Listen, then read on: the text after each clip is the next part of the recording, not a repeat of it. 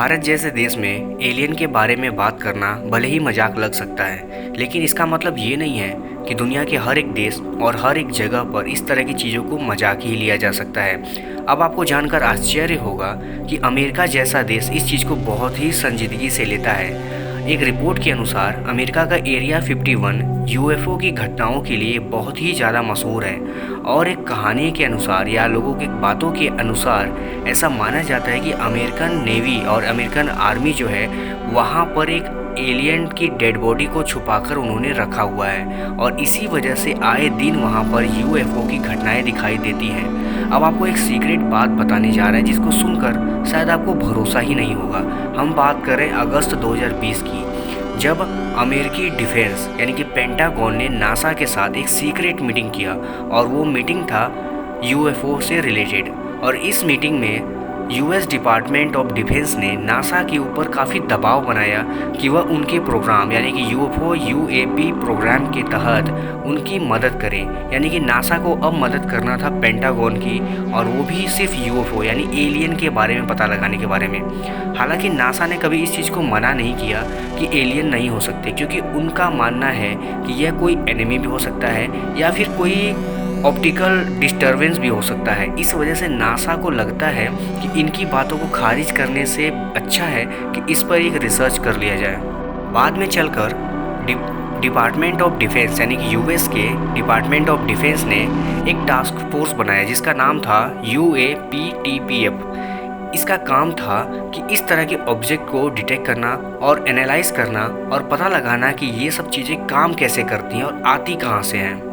लेकिन ऐसा नहीं है कि अमेरिका के लोगों को इन सब चीज़ों के बारे में पता नहीं था। आपको बता दें कि यूएस की जो इंटेलिजेंस एजेंसी है उन्होंने बाद में चलकर एक अनक्लासिफाइड रिपोर्ट सबमिट किया वहाँ की कांग्रेस को, और जिसमें बताया गया था कि उन्होंने इस तरह के यूएफओस की एक सीरीज़ देखी है और ज़्यादातर घटनाएं देखी हैं जो कि मिस्टीरियस इनकाउंटर थे, और उन्हें ये बात समझ में नहीं आया कि ये जो मिस्टीरियस ऑब्जेक्ट वो देखते हैं असल में क्या है। और इस तरह की जो जानकारी होती है अमेरिका में बहुत ही सीक्रेट रखी जाती है, लेकिन वहाँ पर एक एक्ट है जिसको बोलते हैं फ्रीडम ऑफ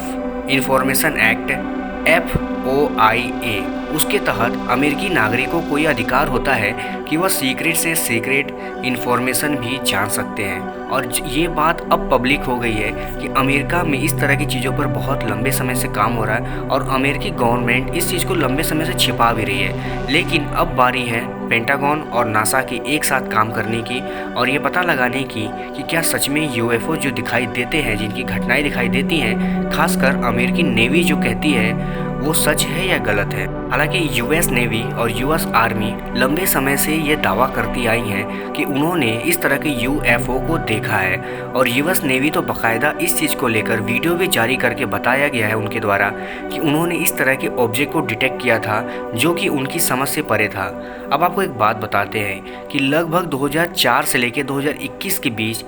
अमेरिका में 144 से ज़्यादा ऐसी घटनाएं हो चुकी हैं जो कि बहुत ही मिस्टीरियस थी। लेकिन अमेरिकी सरकार ने इन पर काम करने के लिए अलग अलग ऑर्गेनाइजेशंस को लगाया है, और ये भी श्योर नहीं है कि आखिर कितनी ऑर्गेनाइजेशंस हैं और कितनी एरिया है जिन पर अमेरिकी सरकार काम कर रही है और वहाँ पर एलियन से रिलेटेड वर्क होता है। क्योंकि ये सब चीज़ें बहुत गुप्त होती हैं, इसलिए इस एरिया और ऑर्गेनाइजेशन के बारे में किसी को भी जानकारी नहीं है, यहाँ तक कि अमेरिकी नागरिकों को भी नहीं है। अमेरिका में एरिया 51 एक ऐसा ही जगह है जहाँ पर बहुत सारी ऐसी घटनाएं अक्सर होती हैं, और ये घटनाएं इतनी आम हो गई हैं कि वहाँ के लोकल लोगों के द्वारा भी इन सब को देखा गया है। लेकिन ऐसा माना जाता है कि वहाँ पर अमेरिका ने एक एलियन बॉडी को कैप्चर किया है जो कि ये जगह साउदर्न नेवाडा में पड़ता है। लेकिन CIA इस चीज़ से हमेशा इनकार करता आया है कि नहीं, ऐसी कोई बात नहीं है। CIA का कहना है कि जो एरिया 51 है वो एयरफोर्स के लिए एक टेस्टिंग एरिया है जहां पर वो अपने नए नए वेपन्स को टेस्ट करते हैं। लेकिन ऐसा हमेशा नहीं हो सकता कि CIA लोगों को भगा दे, क्योंकि इस प्रोजेक्ट से रिलेटेड कुछ लोगों ने काम किया है और उन्होंने बाद में आगे चलकर मीडिया को ये बात बताया कि वो एक ऐसे प्रोजेक्ट पर काम कर रहे थे जो कि एलियन से जुड़ा हुआ था और वो एरिया 51 में काम करते थे।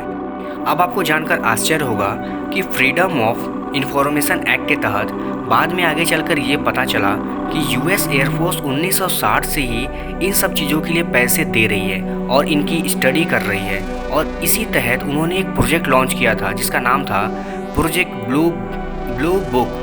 इसके तहत आगे चलकर बहुत सारी इन्फॉर्मेशन कलेक्ट की गई, लेकिन अभी तक कोई खास ऐसी डेटा नहीं मिला है इस प्रोजेक्ट के तहत जिससे ये कहा जा सके कि सच में एलियन होते हैं, या फिर मिल भी गया हो, क्योंकि अमेरिकी गवर्नमेंट इसको हमेशा छुपाने की कोशिश करती है। तो इसलिए ये बात पब्लिकली नहीं हो सकती है और ये बात कोई नहीं कह सकता कि अमेरिका के पास इस तरह की चीज़ों की जानकारी है या नहीं है। हालांकि अब तो बारी है नासा की भी कि नासा काम करता है या नहीं, लेकिन नासा के जो हेड हैं उन्होंने इस बात से अभी तक डिनाई नहीं किया है कि पेंटागन का जो क्लेम है कि उन्होंने एक एलियन बॉडी या एलियन चीज़ों को देखा है, तो इसके बारे में नासा भी डिनाई नहीं करता है। और नासा का कहना है कि ऐसी चीज़ों की पॉसिबिलिटीज़ है, इसलिए नासा भी उनके साथ काम करने को तैयार है। अब बात आती है कि क्या सच में दुनिया में ऐसी चीज़ें होती हैं, और अगर होती हैं तो क्या वो हमारे ऊपर हमेशा नज़र रखती हैं, और क्या हो अगर वो हमारे बीच में ही रहती हों। हो सकता है किसी जानवर के रूप में रहते हों,